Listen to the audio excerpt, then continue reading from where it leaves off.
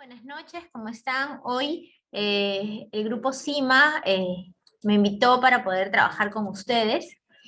Y bueno, en realidad pensé en un tema que personalmente me parece muy interesante, muy bonito, en especial para aquellos que trabajamos con los papis y también con los niños y con los adolescentes, que es básicamente el grupo poblacional con el que quien les habla trabaja, ¿no? Creo que actualmente la pandemia ha despertado otra pandemia que definitivamente no la esperábamos, ¿no? Y son este cúmulo de problemas emocionales que nuestros niños y nuestros adolescentes están presentando y que quizás no estábamos preparados para poder asumir, porque muchos de los papás se dedicaban de repente a trabajar y no se fijaban o no le tomaban la debida atención a las conductas que sus hijos venían presentando, o como el tiempo corría tan rápido y los chicos estaban en varias actividades, eh, esta problemática no se notaba tan rápido, ¿no? Y se demoraban mucho más tiempo en darse a notar, aunque sí estaban presentes en nuestros hijos, ¿no? En nuestros niños. Es así que ahora la pandemia ha despertado una serie de conductas que definitivamente detrás de ellas hay un mensaje, ¿no? Niñas, niños con ansiedad, con angustia, con una cierta dependencia a las redes, eh, con la agresividad, con los temores, y podemos seguir hablando y enumerando problemas que se han ido presentando, ¿no?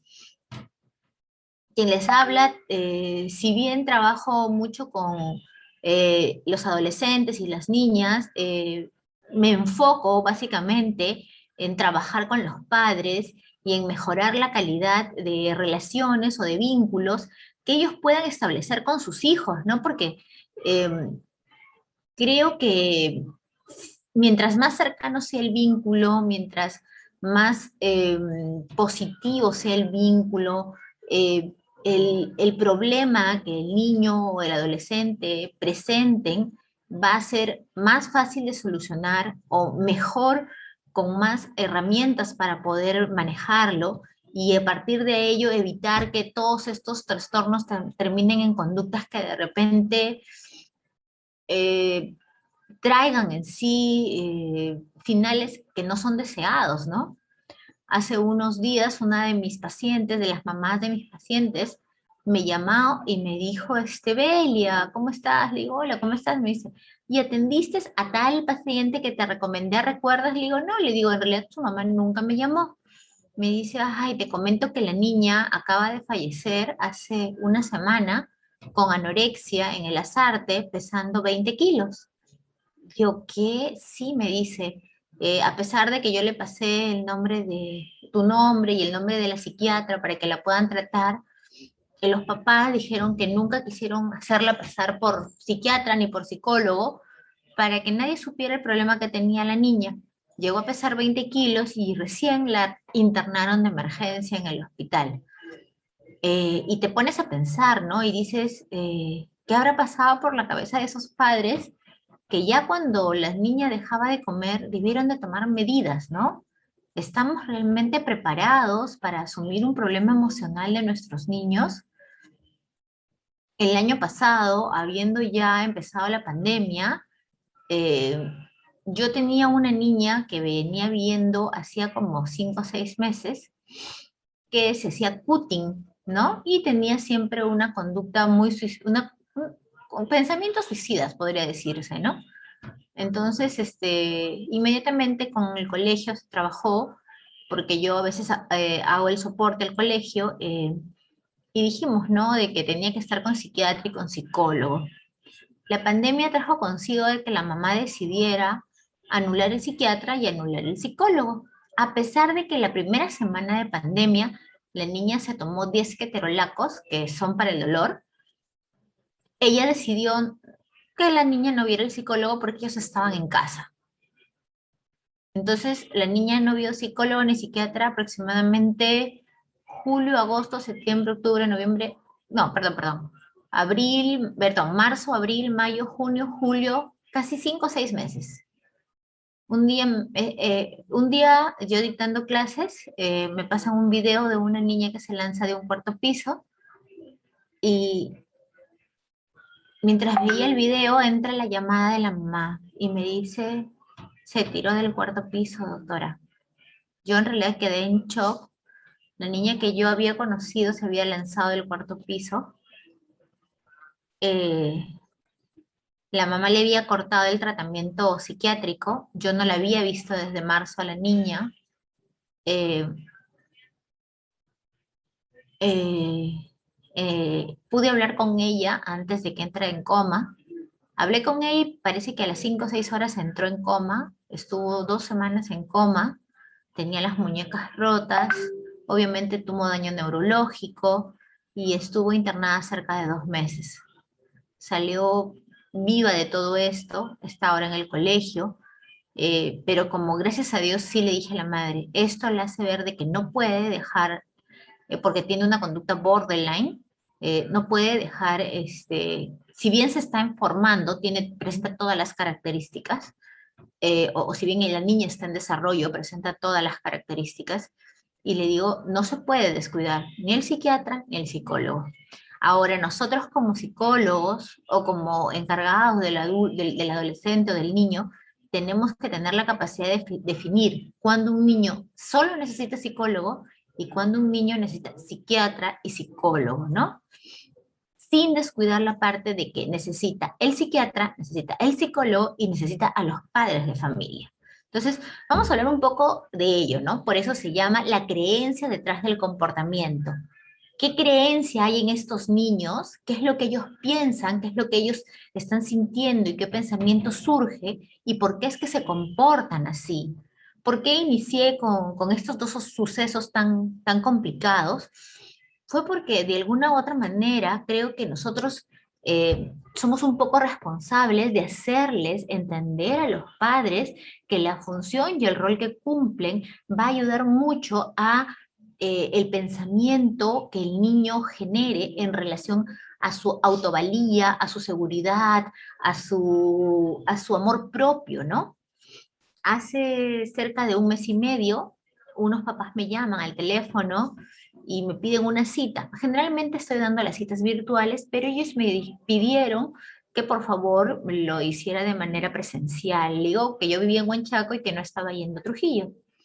Y ellos me dijeron, podemos ir a su casa. Vinieron a Huanchaco y me comentaron que su niña de 11 años, que está en quinto grado de primaria, les había dicho que ella era transgénero y que quería ser hombre ahora, ¿no? Entonces, una madre ocupada en la limpieza de su hogar, un padre metido en su trabajo y descuidado totalmente de su hija, hemos logrado que en mes y medio la mamá se vincule más con la niña. Y aunque parezca raro lo que les voy a decir, uno de los primeros consejos que le dije, ándate tú y tu hija a arreglarte el cabello, a hacerse las uñas, a comerse un dulce. Y la mamá y el papá me miraban como que, ese consejo nos está dando, sí, ese consejo les estoy dando, ¿no? Y conversa con ella, habla con ella, no te pongas a juzgarla, no te pongas a criticarla, no la contradigas, hazla sentirte, hazla que ella sienta que tú estás al lado de ella, ¿no? El lunes pasado que vino a verme, ella misma me dijo, Doc, creo que me he equivocado, no soy transgénero. Ay, le digo, ¿y cómo has llegado a toda esa conclusión? Todavía no lo sé, me dice, estoy definiéndolo, pero ya sé que no soy transgénero. Y los papás me decían, creo que no valorábamos tanto la importancia de pasar tiempo con nuestra hija, ¿no? De que el papá saliera con la niña a comerse un helado, o de que vieran una película juntos, o de que aprendieran a comunicarse, a hablarse, a escucharse con respeto, ¿no? Por ahí todavía hay que hacer muchos ajustes porque la mamá, con el temor de que la niña sea transgénero, la quiso pegar mucho al plano religioso y le digo, ¿tú quieres que la niña ame a Jesús o lo rechace? Le digo, entonces hay que manejar con cuidado también algunos mensajes o algún tipo de conducta que nosotros queramos generar en nuestros niños, porque estamos con adolescentes y con niños que suelen ser mucho más rebeldes que lo que éramos, bueno, en mi caso y en el caso de ustedes seguro cuando eran niños, ¿no? Y pensar, ¿no? ¿Qué creencia hay detrás de todo esto, ¿no? Y detrás de, por ejemplo, de esta niña que les digo transgénero, era que los papás apostaban mucho por el hermano mayor. Al hermano mayor le brindaban muchísimas más oportunidades que a la niña y la madre, hasta me dice ella, no le preparaba los platos que más le gustaba al hermano, mientras que a ella no le hacían mucho caso, ¿no? Para mala suerte se vinculó con una niña, también de cuarto, quinto grado, que se decía lesbiana, y conoció a un niño por redes en el país de Argentina, que también se decía transgénero, ¿no? Entonces, ¿dónde está el cuidado que los papás pueden tener con niñas de tan corta edad, ¿no? De ver sus redes, de ver con quién conversan, de ver cuáles son los amigos y si los amigos tienen contacto también con los padres para saber de qué es lo que están tratando, ¿no? Entonces, todo eso que rodea al niño le va a generar ciertos pensamientos, ¿no? ¿Valgo, no valgo? ¿Soy importante, no soy importante?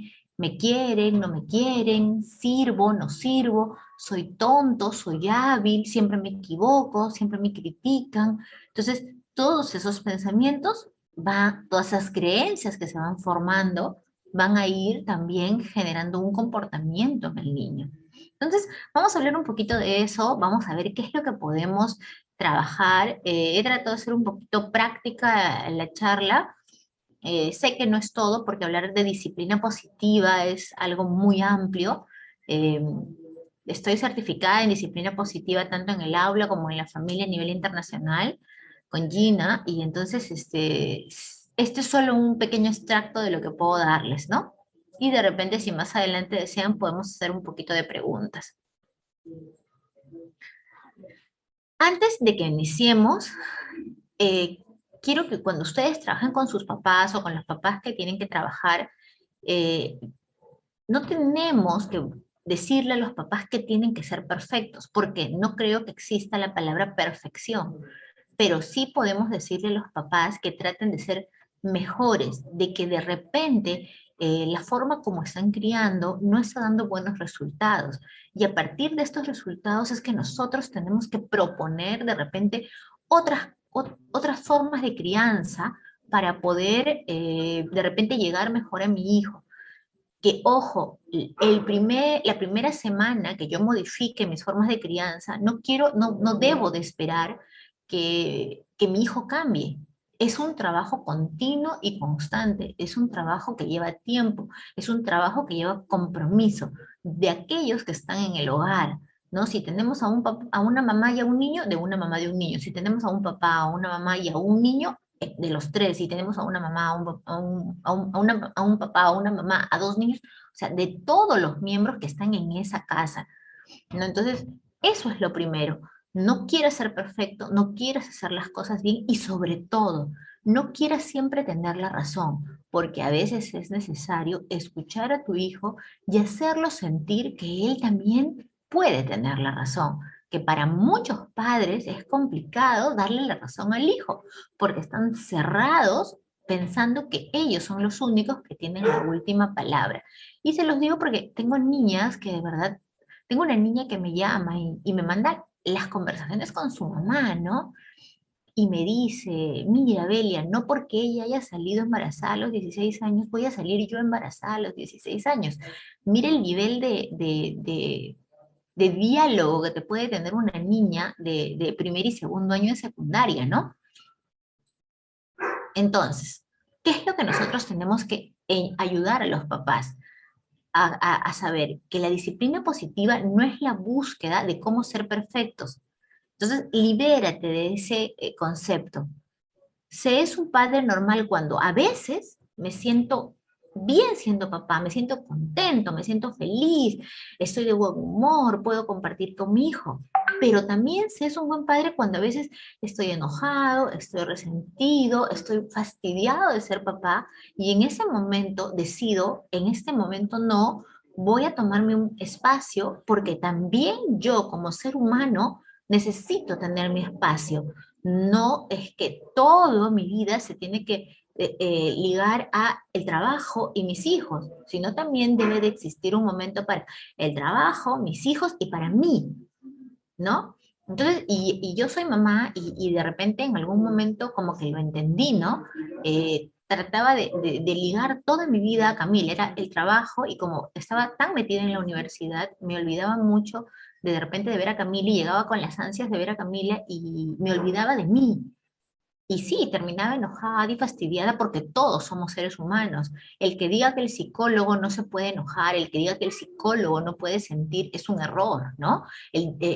Porque te juzgan mucho por ser psicólogo, no. Entonces tú también tienes que darte tu tiempo, ¿no? Entonces yo lo aprendí y lo utilizo, ¿no? Por ejemplo, el viernes yo me fui, salí, hice mis cosas para mí, ¿no? Es más, sin mi esposo tampoco, yo solita, ¿no? Tengo un tema de independencia ahí que muchas veces les digo a las mamás, háganlo por ustedes, no esperen que el esposo los lleve, no esperen que el esposo los... No, háganlo ustedes solas, ¿no? Bueno, al menos yo lo siento así y depende de lo que a cada ser humano le guste hacer, pero que lo disfrute de forma independiente, para que cuando tú te sientas bien, el resto puedas dárselo a tu hijo. Y ahí también hay creencias detrás del comportamiento, no solo en el niño, sino también en el adulto. Si yo me siento bien, puedo darle un bienestar a mi hija. Entonces yo pienso que ahorita me siento tranquila, feliz y puedo sentarme a hablar con mi hija, conversar, a ver una película, jugarme con ella. Las creencias detrás del comportamiento no solo vienen de los niños, sino también vienen de los adultos. Entonces, no existe padre perfecto. Trabajar para ser cada vez mejores es saludable. ¿Por qué? Porque yo puedo en ese momento decir, oye, un momento, estoy que me altero, estoy que levanto la voz, estoy que trato mal a mi hijo o a mi hija, tranquilízate, ¿no? Por el contrario, el perfeccionismo no lo es. El que tú quieras que todo salga al 100% bien, no lo es. ¿Por qué? Porque nunca nada va a salir totalmente bien. Y es ahí donde tú tienes que parar y decir, el error te enseña, el error te ayuda. Y tu pensamiento es, bueno, en esta oportunidad yo he hecho esto y no ha funcionado. Me he sentido mal, me he sentido incómodo. ¿Qué puedo hacer en la siguiente oportunidad? ¿Hago lo mismo o cambio de actividad? Ah, entonces ahí tu pensamiento te va a ayudar a que puedas tomar otras decisiones o puedas tomar un camino diferente o cambiar algo de los pasos seguidos para poder obtener otro tipo de resultado y ver si este nuevo camino te da mejores resultados. No te frustres a la primera. Intentarlo te va a ayudar a ti y le va a ayudar a tu hijo, porque tu hijo también va a tener frustraciones y el ver que tú lo intentas le va a permitir a él decir, bueno, mi papá lo está intentando, lo voy a intentar yo también. O o por otro lado, si mi hijo se equivoca, yo no puedo decirle, eres un tonto, siempre haces las cosas mal, no funciona, ya estoy cansado, ya estoy harto. No, es, vamos, hay que intentarlo de nuevo, yo te voy a apoyar, estoy aquí para apoyarte y para hacer las cosas mejor. La forma como se lo digo y la forma como lo motivo van a ayudarlo, ¿no? El recriminarse cada vez que se cometa un error, incluso por muchos que sean, no ayuda. El buscar solucionar las cosas es el mejor camino y si las buscan solucionar en equipo, es mucho más satisfactorio para el niño. Acuérdense, si existen papá y mamá, se puede trabajar en conjunto. Es bien complicado y se los digo porque yo lucho más con los papás varones, a veces con las mamás mujeres. Pero si es que tú estás sola, pero hay un padre, así tú estés divorciado presente, tienes que hacerle saber a la mamá que tienes que, de alguna u otra manera, incluirlo en la vida del hijo. He tenido pacientes que están los papás separados y el papá, después de 3, 4 meses, lograba incluirlo. Y bien, porque el papá me comenzaba a llamar y me decía, doctora, dígame qué hago, salga con ella a pasear, salga con esto, converse con ella, creo un grupo, ¿no? Y sí se puede hacer, siempre y cuando haya la disposición. Y nuestra misión es crear un ambiente cálido para que haya la disposición. Nosotros, más que como terapeutas seguimos como orientadores de una familia para ser mejor familia y obviamente formar mejores emociones, mejores vínculos, más respeto, más sentido de pertenencia, ¿no? Acá. Esto es bien interesante. Ante una dificultad, vamos a realizar el siguiente análisis. No resaltes los errores. No le digas a tu hijo, hiciste esto, te equivocaste en esto. Piensa en los beneficios. Van a existir muchas oportunidades donde puedes reconocer que no eres perfecto y concentrarte en la solución es importante. Muchas veces le digo a los papás, ya se cometió el error, vamos a hacer algo pensando en todo lo que nos equivocamos o de aquí en adelante partimos a un nuevo momento, a buscar soluciones, a hacer las cosas diferentes. Muchos papás, muchas familias y nosotros mismos nos centramos mucho en el pasado. ¿Y el pasado dónde está? En el pasado. Pero si ahorita somos conscientes y tomamos actos, entonces podemos decir, esto no funcionó, ¿qué voy a hacer de aquí en adelante para que las cosas sean mejor, para que las cosas funcionen o para yo definitivamente permitir que mi familia crezca y se desarrolle más? Entonces, lograr eso o cambiar esa idiosincrasia en una familia no es fácil. Entonces, es ahí nuestra chamba, es ahí como nosotros tenemos que hilar de manera muy estratégica para que ellos puedan definitivamente involucrarse en la terapia y saber que el trabajo en conjunto trae mejores resultados. Tenemos que decirle al papá que muestre al niño lo que quiere que ellos apliquen. No le digamos, mostrémosle. ¿Por qué? Porque el modelo es el mejor, es la mejor forma como un niño aprende. Entonces, ¿por qué un niño aprende a ser agresivo? Porque el papá es agresivo. ¿Por qué un niño aprende a limpiar? Porque la mamá ve a la mamá limpiando y él también quiere imitarlo. ¿Por qué un niño, el otro día con mi esposo hablábamos y me decía, ay, a Camila le gustan solo los buzos y las zapatillas, ¿no? Y entonces yo me decía así, claro, pues a quién le habrá salido, porque en realidad los que de repente me conocen, no sé si por ahí alguno me conoce, me gusta mucho usar ropa de deporte, ¿no? Y es que en realidad nosotros somos los modelos de nuestros hijos. Entonces, no le digas lo que haz, hazlo con el modelo, hazlo con el ejemplo. Y me van a decir los papás, pero yo, por ejemplo, mi niña, la que me decía que es transgénero, ella me decía el otro día, mis papás no quieren ni que lave el servicio, ni que ponga la mesa, ni que limpie el popó del perro, ni que tienda mi cama, y es una niña grande, de 11 años, ¿no? Me dice, solamente quieren que vaya al colegio. Ah, y no solo eso, Belia, sino que se sientan al lado mío para escuchar toda mi clase del colegio. Entonces, ella misma me decía, me están ayudando a ser independiente, me están ayudando a ser mejor, me están ayudando a ser responsable, no lo están haciendo. Entonces, ¿qué se quejan de mí si ellos no me ayudan? Entonces, yo le escuchaba y decía, miren, qué bien, ¿no? Al margen de todos los problemas que pueda tener internos, hace una buena reflexión. ¿Por qué los papás no utilizarlo de manera positiva? Entonces, ahí también te pones a pensar, está bien, tienes a una niña que tiene dificultades, pero ¿qué hay detrás en el papá y la mamá y qué tanto tienes que trabajar con el papá y la mamá para que los problemas de la niña no se incrementen? Entonces, es un trabajo en equipo, ¿no? Y a veces muy fuerte, ¿no? Así que ellos aprenderán a perdonarse a sí mismos y a los demás cuando cometan un error si es que lo ven en ti, ¿no? Siempre he llegado a la conclusión de que si yo me digo, me equivoqué, voy a intentarlo, y le digo a mi hija, no te preocupes, ya pasó, vamos a volver a intentarlo, vamos a ver cómo solucionarlo, ella se siente más tranquila y se compromete más en hacer sus actividades. Si comienzo a gritar, a insultar, a humillar, va a sentirse mucho más rebelde, mucho más enojada con la vida y va a rechazar mucho más el hacer bien las cosas. ¿Por qué? Porque cada uno de los actos que yo acabo de mencionar generan ciertas creencias. soy mala, soy torpe, no sirvo. O mi mamá me está dando una segunda oportunidad, voy a aprovecharla, ¿cierto? Entonces, ¿sucede con nosotros? ¿Sucede en nuestra vida diaria? Sucede.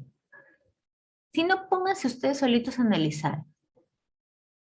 Cuando su jefe, o cuando algún maestro, o cuando algún amigo, o el enamorado, tiene un comentario. Cuando es positivo, ¿qué creencia o qué pensamiento te surge? Y cuando es positivo, de la misma manera. Entonces, eso hace que surja en ti una creencia. Más aún cuando son niños y el papá le repite y le repite lo mismo, esa creencia se va estableciendo en su interior y se queda como ya algo absoluto. No sé si ustedes han escuchado, hay una parte de la terapia cognitivo-conductual que habla de los esquemas mentales. Los esquemas mentales son como creencias preestablecidas que se han formado desde la niñez acerca de teniendo como punto de partida los mensajes que los padres te pueden mandar o los padres te pueden enseñar o que no necesariamente te los dicen abiertamente, pero te hacen sentir, ¿no? El que no te dejen hacer algo te está mandando un esquema de que no eres capaz de que puedes hacerlo. El que te borren toda la tarea y te arranquen la hoja, te está mandando otra creencia, ¿no? O el que el papá te diga, vamos, yo te ayudo, te está mandando otra creencia. El que el papá te abrace cuando te ve llorar, te está mandando otra creencia, ¿no? Entonces, eso va a suceder y se van a ir formando con esas ideas los niños. Entonces, además, aprenderán a disculparse y a enfocarse en soluciones. Entonces, ahí es. Y aquí viene un poquito lo que es la creencia detrás del comportamiento, que es lo que les he venido conversando, creo que desde el inicio, como para que podamos entenderlo. El objetivo principal de todos los niños es tener un sentido de pertenencia y un significado dentro del hogar. Oye, aquí estoy, yo existo, tómame en cuenta, ¿no? Esa es su idea. Muchas veces se forma una creencia errónea acerca de cómo buscar esta pertenencia y esta importancia en el hogar. Entonces, ¿cuándo se forma eso? Cuando no tengo un buen modelo o cuando de repente mis papás no me dieron la atención de la manera adecuada o cuando yo sentí que le daban mayor atención a mi hermano que a mí o cuando sentí que fui rechazado porque yo era mayor y mi hermano chiquito era más preferido de lo que, o le tenían más consideración a él porque era pequeño. Entonces, yo busco cómo llamar la atención, busco cómo ser el centro de la atención. Y muchas veces, al buscarla de esa manera, comienzo a cometer o comienzo a tener comportamientos inadecuados porque no sé cómo hacerlos de manera correcta. Porque obviamente las circunstancias se están presentando de una manera complicada. Entonces el niño no necesariamente tiene la culpa, sino lo que es el contexto, ¿no? La creencia se enfatiza porque no importa lo que uno cree, sino en lo que cree el niño. Entonces, tú vas a encontrar papás que te digan, él se porta malcriado cada vez que nosotros salimos. Entonces, no es lo que tú creas, pero ¿por qué él se porta malcriado cada vez que salen? ¿Qué es lo que él quiere? Ah, que me compren algo, o que de repente vayamos a los lugares que yo quiero, o porque de repente me quieren dejar solo. ¿Qué es lo que él está sintiendo? Entonces, para muchos papás es bien complicado ponerse a pensar en el hijo y en lo que el hijo está sintiendo o en lo que el hijo está creyendo, que no quiere decir, ojo con esto, que nosotros cedamos a lo que el hijo quiere, sino que podamos entenderlo, podamos manejarlo y podamos de repente hablar y llegar a un acuerdo. Para ello, la disciplina positiva también te propone reuniones familiares en donde dentro de las reuniones familiares todos los miembros de la familia propongan ciertos acuerdos para evitar ciertas circunstancias y que esos acuerdos se tienen que respetar, ¿no? Acá la disciplina positiva no piensa mucho en la limpieza de casa, sino en que tú tienes que pegar tu papelote con tus acuerdos y que todo el grupo familiar de alguna u otra manera tiene que seguirlo para que la familia comience a funcionar. Y de verdad, yo lo he aplicado y la familia comenzó a funcionar muchísimo mejor. Ahora ya no, porque ya lo tenemos como preestablecido Obviamente hay veces que tenemos que recordarle algunas cosas a Camila, pero definitivamente es como que ella ya, ahorita lo hago, y lo hace ya sin enojarse, sin fastidiarse, ¿no? Porque todos los niños dentro de casa tienen que tener obligaciones, ¿no? No porque eh, no podamos hacerlo, sino porque tenemos que prepararlos para la vida. Y la disciplina positiva te habla de que el criar implica preparar para la vida a tu hijo también. Entonces, aquí viene un mensaje muy interesante y que te dice, la mayoría de los padres no se dan cuenta que detrás de cada comportamiento hay una creencia. Los papás no están preparados para creer de que su hijo ha generado algún tipo de creencia de la infancia. Miren acá un tema que no nos permitía hoy día tocarlo, pero que sí quiero recordarlo y que es el tema del apego. Seguro que todos han hablado del apego y saben que los tres más conocidos es el apego seguro, el ambivalente y el inseguro. Cada uno de esos tipos de apego te va a generar un tipo de creencia. El apego seguro, soy amado, soy querido, soy respetado y pertenezco. El apego inseguro, no me quieren, no me aman, seguro me van a dejar, no toman en cuenta mis opiniones, no soy amado, y el ambivalente, ¿cómo será mi mamá hoy? ¿Me querrá o no me querrá? ¿Hoy me gritará o no me gritará? Los papás, el niño no sabe qué esperar de lo que el papá va a mostrar hoy, porque tiene mamás también que de repente han sido creadas con apego ambivalente y un día están de buen humor y otro día están de mal humor. Entonces, ojo aquí, tenemos que empezar desde cómo es que yo estoy dando el apego. Pregunta del $1.000.000. ¿Y el apego en qué etapa es la más importante? Del 1 a 3 años, de 0 a 3 años, perdón, de 0 a 3 años, el apego te va a marcar hasta tu adultez. No quiere decir que a los 3 años ya dejas de tener un buen apego con tu hijo, no, sino que esa es una etapa básica, pero el apego se va formando hasta cuando estás con adolescentes, ¿no? Hay un tema muy bonito que quise incluirlo y que quiero que un poco lo trabajen ustedes como ejercicio, ¿no? Y se llama niño destronado. Lo voy a leer, ¿de acuerdo? Imagina que una madre tiene un hijo de 4 años y que acaba de dar a luz un nuevo bebé. ¿Qué notará el niño al ver la relación de su madre con el nuevo bebé? Más tiempo, más atención, porque es chiquito, ¿no? Pero ¿ustedes creen que el niño chiquito se dé cuenta que el niño bebito es chiquito? No. Así que vamos a ver qué pasa. ¿Qué interpretación tendrá él al ver la conducta de su mamá? Creo que mamá lo quiere más a él que a mí. ¿Qué hará el niño para intentar recuperar el amor de su vida, el amor de su mamá? Y si actúo como bebé, de repente ella me preste atención, ¿verdad? ¿Ya? ¿Por qué pasa todo esto? Porque no lo prepararon para el hermanito que venía, perdón. Llorará o ensuciará sus pantalones, o quizás pedirá tomar también en biberón como lo hace el hermanito. Entonces, los padres, miren acá, y esto es muy frecuente y yo lo he visto en un montón de situaciones, cuando de repente la mamá sale embarazada y ya hay un niño que tiene 5 o 6 años, que fue hijo único durante 5 y 6 años, recibir a un hermanito es como que algo bien complicado, porque definitivamente fue el hijo único por 5 o 6 años, fue el centro de atención por 5 o 6 años, y viene alguien que, entre comillas, lo destrona. Entonces tenemos que preparar a los papás y más a los papás para que puedan preparar al niño y hacerlo sentir que la llegada de este niño no lo está destronando, sino que es un complemento para la familia. Ahora les voy a dar un ejercicio que ustedes lo pueden poner en práctica. Los padres deben de estar atentos para poder entender que muchas conductas, sea en niños o adolescentes, tienen un mensaje y que no necesariamente es una transgresión a las reglas. Él no es que sea malcriado, él no es que sea malo, él no es que esté queriéndolo hacer, sino que él está buscando algo. ¿Qué ¿Qué es lo que está buscando? Ser reconocido, pertenecer, sentirse parte de la familia, sentirse amado. No sabemos qué es lo que está sucediendo.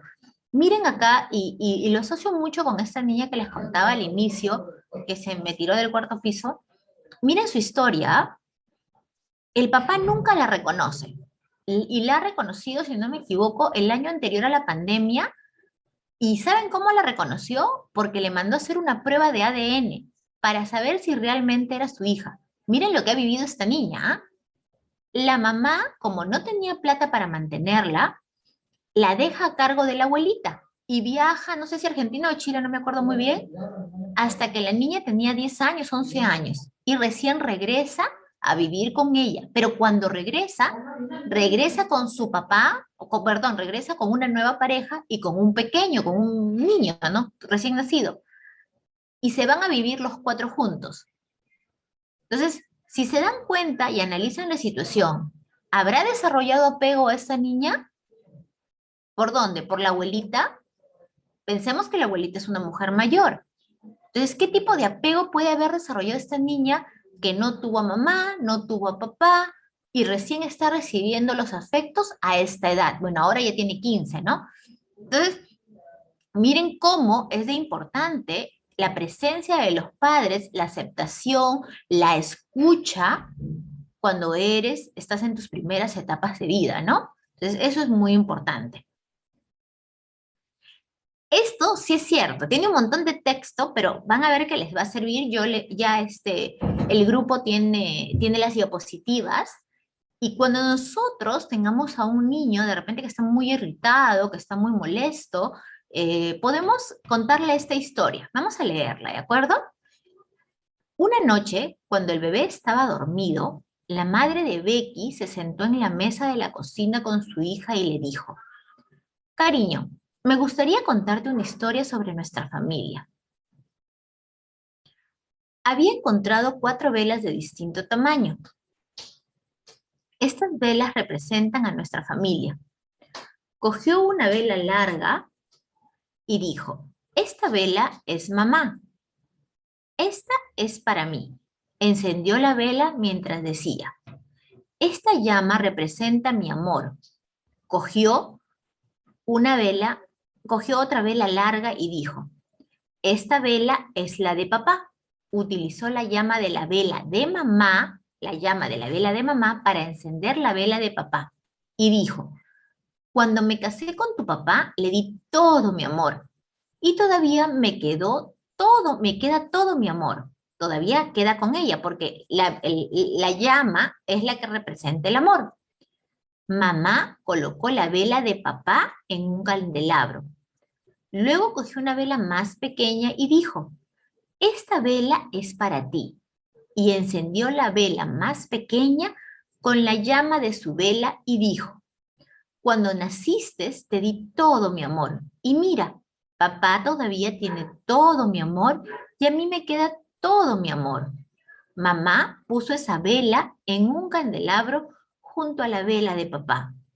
Luego cogió la vela más pequeña y mientras la encendía con la vela de mamá dijo: esta es una vela para tu hermanito. Cuando nació le di todo mi amor. Y mira, tú sigues teniendo todo mi amor. Papá tiene todo mi amor y a mí me queda todo mi amor aún. Ahora puedes dar tu amor a toda nuestra familia y todavía te queda todo tu amor. Ahora mira toda la luz que tenemos en nuestra familia con tanto amor. Entonces, es como se lo cuenten y cómo les enseñamos a los papás para que lo cuenten a los niños. Sería bueno de repente aquí también incluir al papá y eso sería mucho más interesante. Entonces, mamá, o podemos adaptar el cuento de acuerdo a las circunstancias. Entonces, mamá le preguntó a Becky si quería usar su vela para encender las otras velas, para que viera cómo podía entregar todo su amor y seguir aún teniendo su amor propio. Becky estaba emocionada por probar esto. Mamá apagó la llama de todas las velas, excepto la de Becky, y luego la ayudó a recoger cada vela y mantenerla sobre la llama de su vela hasta que se encendiera. Los ojos de Becky brillaban casi tanto como las llamas de la vela. Mamá le dio un abrazo a Becky y le dijo, ¿te ayudó a esto a entender que te quiero tanto como a tu hermanito? Y Becky dijo, sí, y puedo querer a muchas personas por igual. Y ahí nosotros tenemos que ir indicándole que tienen que ser miembros de la familia, que tienen que ser personas muy cercanas, pero no solamente el cuento, este es solamente para que ella entienda las actitudes y las conductas de los papás, también irán demostrándole a Becky cómo es que ella lo ama. Y para eso he preparado la siguiente diapositiva. Miren acá, orden de nacimiento. Puedes aprender cómo el orden en que hayas nacido influye en la forma de pensar y en las costumbres de tus hijos. ¿Recuerdas que hace un momento les decía de que de repente el hermano mayor, porque lleva 5 años, va a tener más dificultades cuando llegue el hermano más chiquito? Porque él fue solo, fue único. Y el chiquito que llega no va a tener tantas porque ya estaba el mayor y ambos se acompañaban. Entonces, de acuerdo al orden, es que tú vas a poder establecer también algunas creencias en un niño, ¿no? Entonces, de acuerdo a esto, cuando tú tengas una familia que tratar, ayúdale a la mamá que identifique que cada hijo, de acuerdo al orden de llegada, va a tener creencias distintas. No porque estén criados bajo en la misma familia, tienen que tener las mismas costumbres, ni los mismos pensamientos, ni las mismas actitudes, porque cada uno es un ser individual y es un ser único que experimenta las cosas que vive de manera diferente, ¿no? Entonces, eso es lo que el papá y la mamá tienen que entender, porque siempre los papás suelen comparar, porque él se porta así, porque él se porta así, porque él hace esto, porque él no hace esto, porque él tiene esta conducta y entonces, no, hay que explicarle a los papás que cada miembro de la familia tiene una conducta o una actitud diferente y que nosotros tenemos que aceptarla y entenderla. Y cuando de repente se nos olvide, mejor la apuntamos y enseñarle de repente a mamá o a papá a tener una agenda donde de repente ambos puedan decir, bueno, eh, tenemos 3 hijos y hay que describir cómo es Juan, cómo es Pepe y cómo es Rocío. Ah, Juan es así, Pepe es así y Rocío es así. Ah, mira, ve, y cómo actúan cada uno diferente. Y también influye mucho el momento en el que llegaron. Exacto. Porque no solamente es el momento en que llegaron, sino también la situación emocional en la que los papás recibieron a este niño. Entonces, de repente el primer niño recibió a papás inseguros, temerosos, porque era el primer hijo. Ya el segundo recibieron a papás mucho más tranquilos, confiados, que sabían más o menos qué hacer con un bebé. Y ya cuando llegó el tercero, ya los papás eran expertos y ya no tenían tanta ansiedad como tenían cuando llegó el primero. Obviamente, este paso de los tiempos va a generar que cada hijo de la familia tenga una reacción diferente. Entonces, se les enseña a los papás a diseñar una lista y anotar las características de cada uno de los niños, ¿no? Eh, Tienen que estar enfocadas a un poco identificar las creencias de cada uno de los niños con el fin de que sean parte importante de cómo yo voy a guiar a mi familia o a la familia con la que yo estoy trabajando de aquí para adelante, ¿no? Y también podemos decirle a los papás, cuando tus hijos discutan, trata de ser imparcial. Para el papá es a veces medio complicado, porque saben que cada uno de los papás tiene personalidad, cada uno de los hijos tiene personalidades diferentes.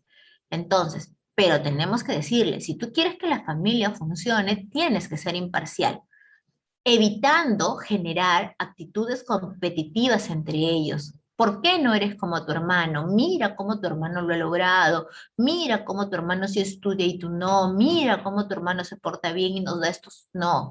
Todo eso va. Justo yo tenía una paciente, les comento, que cuando estaba en quinto año, le dijo a su mamá de que era lesbiana. Entonces su mamá entró en desesperación, le recomendaron a Belia Vera, vinieron conmigo, eh, y cerrada, la niña que era lesbiana, estuvo con una niña del salón casi un año, ¿no?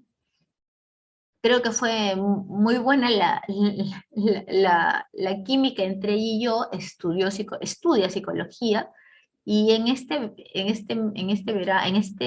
vacaciones de medio año, porque siempre la veo cada cierto tiempo, me llama y me dice, Belia, necesito hablar contigo, urgente. Ok, le digo. Suelo tener una muy buena relación con mis pacientes. Suelo decirles que tienen mi WhatsApp abierto para cuando ellas necesiten hablarme, para cuando ellas necesiten de repente conversar conmigo y hacerlo, porque no siempre el problema se presenta cuando están en consulta. Entonces me dice, dile a mi mamá que necesito ir a verte. Y bueno, le digo, va, allá hablé con la mamá, me la trajeron a Huanchaco y me dice, adivina. Y le digo, oye, chistosa, le digo, ¿cómo que adivina? Y bueno, al final terminó diciéndome que tenía enamorado. Yo le digo, o sea, tú le has hecho sufrir a tu mamá un montón de tiempo y ahora ella dice, sí, pero yo no puedo decirle, tienes que decirle tú y tienes que decirle que por favor lo maneje de la manera más asertiva, ¿no? Cuando la mamá sube, que bueno, he hablado muchas veces con la mamá, hablamos de un tema muy particular que justo viene a cotación. Ella tiene una hermana mayor. La hermana es deportista, la hermana es el primer puesto de la universidad, ya está terminando, siempre ha tenido un comportamiento muy prolijo, eh, es de esas hijas comportadas y muy responsables, ¿no? Mi paciente no es que no sea responsable, pero es mucho más relajada, salta más las reglas, ¿no? Y siempre me dice, ¿no? Yo no puedo ser como mi hermana se lleva mejor con mi mamá, mi papá nunca la riña a mi mamá, a mi hermana, este, a mí mi papá me tiene que llevar y traer, a mi hermana la dejan ir sola. Entonces ahí tú puedes ver cómo, si bien los papás aman a las dos hijas, los papás tienen diferencia en cómo brindan su amor a cada una de ellas, porque conocen que cada una de ellas tiene cosas buenas y cosas malas, pero en el fondo mi paciente de alguna u otra manera se compara con la hermana y el compararse no siempre le hace bien, porque sin querer los papás muchas veces hacemos comparaciones que no ayudan, ¿no? Entonces ahí hay que intentar eh, ayudar a los papás a que aprendan a dar un trato igualitario, sobre todo con esos papás que son mucho más exigentes, o papás que son mucho más restrictivos, o papás que no saben mucho manejar el tema de límites, ¿no? Entonces, el tema es, hay que tratarlos por igual, ¿no? Y cuando se presenten problemas o cuando veamos que dos niños están discutiendo, podemos utilizar estas frases que he colocado de colores, ¿no? Por ejemplo, niños, ¿dejarán de discutir o prefieren ir a lugares separados y esperar para calmarse? No es que uno va a ir castigado o que solo uno se va a ir a un lugar para respirar, sino que los dos tienen que irse a un lugar para respirar y cuando estén más calmados conversar con la mamá y solucionarlo, sin gritos, sin agresiones. Ese puede ser un mensaje que pueden darle a los papás para que lo practiquen. Niños, ¿quién de ustedes puede anotarlo en la agenda para discutirlo en la reunión familiar? Recuerden que hace un momento les hablaba que la disciplina positiva habla mucho de las reuniones familiares. Se tiene que establecer un día y media hora para hacer las reuniones familiares donde estén todos los miembros de la familia presentes y ver qué hacer ante la circunstancia o el problema que se está presentando o ante una decisión que se tenga que tomar. Otro puede ser, niños, me quedaré con el juguete hasta que encuentren una solución. Cuando ambos encuentran la solución, yo estoy aquí para escucharla. Mientras tanto, el juguete se queda conmigo. Cuando estén peleando por algo, puede ser un libro, puede ser un juguete, puede ser, no sé, hasta la misma televisión, ¿no? Se apaga la televisión y cuando llegan a un acuerdo me avisan. Mientras tanto, no se prende. Otra puede ser, niños, ¿le parece si buscamos cómo solucionando utilizando nuestra rueda de soluciones. Este también es una técnica de disciplina positiva en donde con los niños se elabora una rueda con diferentes soluciones. Entonces se tiene de repente en un rincón de la casa donde estén las actividades de disciplina positiva y se gira cada vez que no sepamos qué hacer ante un problema que se presente. Obviamente implica toda una elaboración que lo pueden hacer con los mismos niños para que ellos mismos sientan que han participado de las reglas de casa. Es como cuando, por ejemplo, se establecen las reglas del aula, el maestro no puede llegar a establecer las reglas, sino que si lo trabaja con el salón se compromete más porque definitivamente todos han aportado a poner las reglas del salón. Lo mismo en casa, ¿no? Se establecen pautas para poder controlar ciertas conductas de los niños, pero donde ellos han aportado cuáles pueden ser las sanciones, y ellos saben de que existen esas sanciones y que si que, es que se comete algo que no se debería de hacer, hay esas sanciones y que se deben que cumplir. O sea, ya están establecidos. No es que a mí se me ocurra dar el castigo, sino que ellos ya saben que puede suceder eso si ellos tienen algún conflicto, ¿no?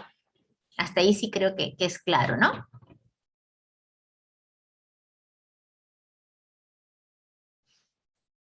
No es tu trabajo hacer que tus niños sean felices. Nosotros tenemos que tenerlo bien en claro. Nosotros no tenemos por qué pensar que dándole todos nuestros niños van a ser felices. Ellos tienen que aprender que con lo que tienen pueden aprender a ser mejores. Enseña a tus niños a ser amables. Eso es más importante. Compasivos y respetuosos con ellos y con los demás. Yo estoy viendo y creo que ahora en la pandemia mucho más, cómo las niñas de secundaria pueden ser muy crueles con sus compañeras, en especial con aquellas compañeras que o rinden mucho o rinden muy poco y pueden llegar a hacer hasta el ciberbullying, ¿no? Entonces, aquí también hay que estar pendientes de cómo nuestros hijos reaccionan al vincularse con otros niños y enseñarles que se tiene que hablar con respeto y que no, entonces, si tú no estás para corregir o para orientar o para poder dar un modelo adecuado, el niño de repente puede tomar el modelo de algún compañero y hacerlo, ¿no? Ayer hablaba con unos papás que de verdad era un tema bien fuerte y ellos me comentaban de que, por ejemplo, la prima de la niña, la prima tiene 10 años y la niña tiene 8, le había dicho para poder hacer ciertos juegos sexuales. eh, entonces tú te preguntas, ¿no? ¿Qué estará pasando en la vida de esta niña de 10 años? Y la otra niña, la más pequeña, había callado por temor a perder a la prima. Entonces, vemos cómo de repente tú sí estás dando una familia estable, pero no sabes qué hay fuera. Entonces, tenemos que prepararlos a nuestros niños para enfrentar lo que hay fuera. Y solamente los vamos a preparar si los acompañamos, conocemos a sus amigos. No, no invadimos su privacidad, pero sí los acompañamos de una manera respetuosa. Esto los va a ayudar a resolver sus problemas por sí solos porque tú los vas a ir orientando. No les vas a decir qué hacer, les vas a ir orientando qué decisiones tomar.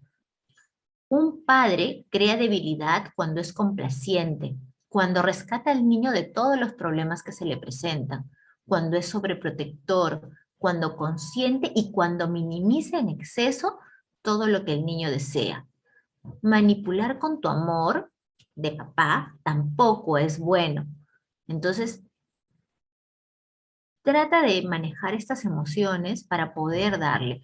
Ahora, nosotros, no sé si hay aquí psicólogos o padres de familia, podemos ir anotando en un cuaderno algunas conductas que yo considere que no son buenas para mí o que mi paciente no están presentando, para luego discutirlas, para hacer un tema de debate y poder encontrar mejores opciones ante la situación, mejores opciones para esa conducta, en vez de utilizar conductas que de repente van a hacer sentir al niño menos valioso o menos competitivo o menos amable o menos valorado, ¿no?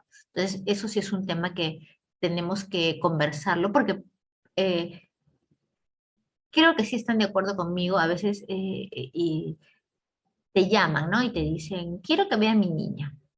Y cuando en realidad no es tanto que vean a la niña, sino hay que ver más a los padres.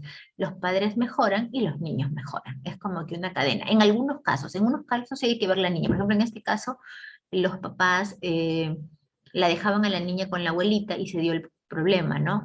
Los papás son muy entregados, ¿no? Pero tienen que salir a trabajar y es ahí donde surge el problema. Entonces ahí sí es trabajar con la niña y un poco trabajar con la tranquilidad y la ansiedad que los papás han creado, ¿no? Esta es otra historia que ustedes pueden utilizar un poco para eh, hacer entenderle a los papás qué importante es el creer en sus hijos, el dejarlos crecer, el ayudarlos a que sean independientes, ¿no? Miren acá, la historia del niño y la mariposa te ayudará a entender por qué el tratar de rescatar a tu hijo y de cualquier adversidad produce debilidades, ¿no? O sea, el que yo quiera hacer todo por mi hijo no le va a ayudar, no le va a dar recursos para que él pueda crecer y ser importante. Un pequeño niño sentía compasión por una mariposa que no podía salir de su larva. Decidió ayudarla y finalmente pudo salir. El niño abrió la larva para que la mariposa saliera. Se sintió realmente emocionado al ver que la mariposa abrió sus alas y voló hacia el cielo. Y entonces, luego, sorpresivamente, todo cambió. El niño entristeció al ver que la mariposa murió al caer al suelo, ya que no tenía la suficiente fuerza para volar. ¿Por qué? Porque el pequeño no le había permitido desarrollarse totalmente. Esto un poco visto desde el punto cuando no le permitimos a nuestros hijos y los encerramos en un cascarón y no les permitimos ir experimentando la vida, cuando salen al mundo y tienen que experimentar todo lo que el mundo te ofrece y no tienes los recursos para salir adelante, le sucede lo que te sucedió en la mariposa. La mariposa no había generado todos los recursos para salir adelante. Entonces ahí es donde murió. En el caso de nuestros niños no van a morir, pero van a presentar muchos problemas emocionales asociados a la depresión, a la angustia, a la ansiedad, anorexia, pensamientos suicidas, conducta suicida, ¿no? Y muchas cosas más que podemos ver, en especial ahora que los chicos con el tema sexual están también bastante confundidos, ¿no? No se trata de hacer sufrir a nuestros niños, pero algunas veces es útil permitirles que sobrelleven su frustración con apoyo y empatía, no darles todo tan rápido, porque a veces ellos van a pensar que la vida es así, quiero y tengo, y la vida no es así, la vida es quiero, lucho y recién tengo, pero muchos papás no enseñamos eso. Supongamos que un niño sufre porque no puede obtener el juguete que desea. Esta experiencia puede desarrollar mucha resiliencia en el niño ante estas situaciones. Además, puede aprender a sobrellevar los altibajos. Quiero el juguete, pero no se lo va a dar la mamá. Entonces, él se va a frustrar, se va a enojar y va a aprender que no siempre se puede tener todo y que tiene que aprender a divertirse o a satisfacerse con lo que tiene en este momento, que más adelante puede tener el juguete, pero que no es el momento. Además, puede aprender a sobrellevar los altibajos de su vida, aumentando su sentido de capacidad y competencia. Acá, tú como mamá, no tienes que enojarte con él, tienes que darle, o como papá, tu soporte, permitiéndole o haciéndole entender que entiende sus sentimientos, pero que a pesar de que los entiendes, no le puedes comprar el juguete porque en este momento le explicas los motivos por los cuales no le puedes comprar el juguete y tiene que ser válido, porque no puedes estar comprándole todo lo que desees. Papás, así siempre les digo, no te pongas a darle una cátedra a tu hijo. Solamente explícale con breves palabras el por qué no. Hay papás que hablan y hablan. No, es breve, algo que el niño puede entender y ya. Confía en que él va a poder entenderlo. Y si ambos le dan el soporte necesario, van a poder manejarlo más rápido. Para terminar, quiero darles algunas herramientas que no motivan. Los regaños, los gritos, las amenazas, los sermones, los castigos vergonzosos delante de otras gentes, el control excesivo, las reacciones impulsivas, la actitud defensiva, los sarcasmos, la desconfianza, buscar un culpable, los golpes, las críticas, la humillación, recompensas innecesarias, porque el que estudie no es no sé, no es una competencia, es un deber, ¿no? Es algo que ellos tienen que hacer. Hacer los deberes por ellos, enfocarte en qué, y qué sucedió en vez de buscar soluciones, las palizas, tandas, majas, como quieran ponerle, el buscar que tu hijo sea perfecto, un tiempo fuera punitivo, esos son herramientas que no motivan y que no van a ayudar a tu hijo a que tenga una mejor actitud hacia la vida. Los castigos hacen que los niños paguen por el pasado. ¿Por qué? Porque tú vas a decir, pero a mí me hicieron así. Y tú crees que tienes cosas que deberías de mejorar. Entonces, de acuerdo a eso es que tienes que evaluar qué deberías o qué no deberías de hacer. Y finalmente, las herramientas que animan. La firmeza y la tolerancia. Soy firme, soy tolerante, pero no cedo. Buscar soluciones, centrarse más en las soluciones que en el error que cometió. Creer que tu hijo puede hacerlo, explorar, conocer, conversar, hacer una rueda de opciones para saber qué va a suceder si es que ustedes se portan mal. Hay que hacer entrenamiento de cómo actuaría o qué debería de hacer. Hay que hacer como role playing, ¿no? Dar menos, pero más amor. Redireccionar y distraer. Tengo a mi hijo llorando, estoy alterada, no sé qué hacer, me tranquilizo primero yo y veo alguna actividad lúdica en la que él se puede entretener, ¿no? Yo siempre le digo a los papás que si hay un hijo único, un animalito es básico, ¿no? Algunos papás no lo quieren, entonces hay que buscar otras actividades, ¿no? Pintar, tocar algún instrumento, algún deporte. Animar, alentar, es interesantísimo. Enfocarte en soluciones, abrazos, pasar momentos especiales, hablar con tu hijo y pedir perdón cuando te has equivocado, también es algo importante. Hay que hacer una escucha activa y reflexiva. Estás escuchando a tu hijo, quiere decir que lo estás mirando cuando estás hablando, no estás mirando tu celular y lo hablando. El otro día hablaba con una niña y me pareció algo muy interesante, porque la mamá me decía, pero yo siempre hablo con ella. Entonces yo le digo, pero tu mamá me dice que siempre habla contigo, ay, pero siempre habla conmigo mientras ella hace la torta, porque la mamá hace tortas. Entonces ni siquiera me mira porque está pensando en qué ingrediente echarle a la torta. Miren qué interesante y mira la percepción de la niña. Pero lamentablemente la percepción de la mamá es que ella sí le hace caso, ¿no? Y la mamá está cerrada con que sí le hace caso. A pesar de que la niña se ha hecho ya cutting varias veces y ha intentado tomar pastillas varias veces, se cierra. También, cuando yo encuentro ese tipo de padres, siempre les mando un mensaje. Te estoy comentando. Ya si sucede algo, esto es responsabilidad tuya. Entonces te estoy guiando para que puedan ser mejores mamá e hija, porque están solo mamá e hija. Porque si la niña se toma las pastillas, va a decir, pero ¿por qué no me dijiste? No, tú dile. Acuérdate que nosotros como psicólogos van a haber momentos en que sí podemos hablar de los problemas del niño, ¿no? Y el que la niña se quiera tomar un blister de pastillas, sí puedes decírselo, pero díselo bonito, ¿no?